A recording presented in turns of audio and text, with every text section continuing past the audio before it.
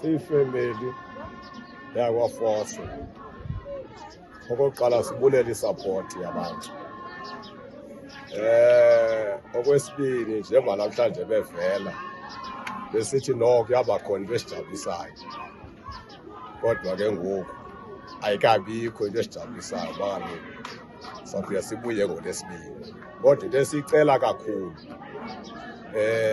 emthethweni kaRhulumente nganga ibail le ingathi applyele umfana angeke sive kamnandi ba angayifumana ngoba thi asiyifamily yakwaForce akumnandanga kuthi noba angayithola ibail angeke kube mnandi kuthi ngoba ulukhona ngeke asabuya yena ezikuthi yanga uRhulumente ingalo yomthetho ingasebenza ukuze naye lo mfana nefamily yakhe naye nabangane bakhe bave kabuhlungu angazaphinda abuya bephakathi kwethu ngoba kaloba phakathi kwethu okanye kungaphetha kuthatha umthetho uziswa kuthi ngoba ngeke sive kamnandi ubona umuntu osimkisele umuntu ebeza kwenza future kula family.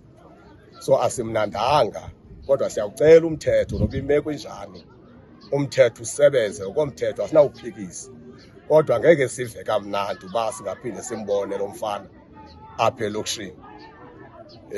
Usivise kabuhlungu kakhulu futhi sive kabuhlungu kuba ingumntu olapha elokishini besinomuntu ovela ngaphandle kanti umuntu around osimayela nathi ngamaxesha kanti uyazi egcineni umphakathi uzawulimaza.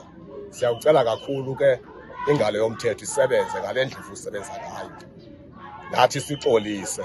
Ewe khona ulikhona siyiyombeka ekhaya kodwa asimnandanga. Hayi asimnandanga khona kodwa sithi umthetho mawusebenze ngolesibini yanga umthetho singathi kasifika apha sijike nathi sonwabile umthetho ngendlela osebenze ngayo. Sizama ukuthi zezo ndawo siyifamily sizibekayo yena unathi apha emphakathini eDurban. So angeke isivise kamnandi singabanye nabanye angahlala naye besingamazi uba unezicases ingaka. So sesiyava kangoku kodwa ngesive kamnandi ithi bangayithola ibail. Lengithi siyayicela kwaye noNkulunkulu siyamcela sisise naye uNkulunkulu asithethelele ibail. Thina siyifamily asinawujabula xa inikwe ibail ngoba kuyabonakala ekugcineni angayivictim yenye yefamily futhi sikasabhekeleni aphinde enzenye. Sizama ukuthi kwasibonakala kuzo zonke izinto ekugqibeleni ngayiphumile nabangane bakhe unayo isupport noba siyazi nathi but unayo isupport enokwenza kusasa uphinde emndenini kuvuke kabuhlungu. So siyayicela ibail ingabikho.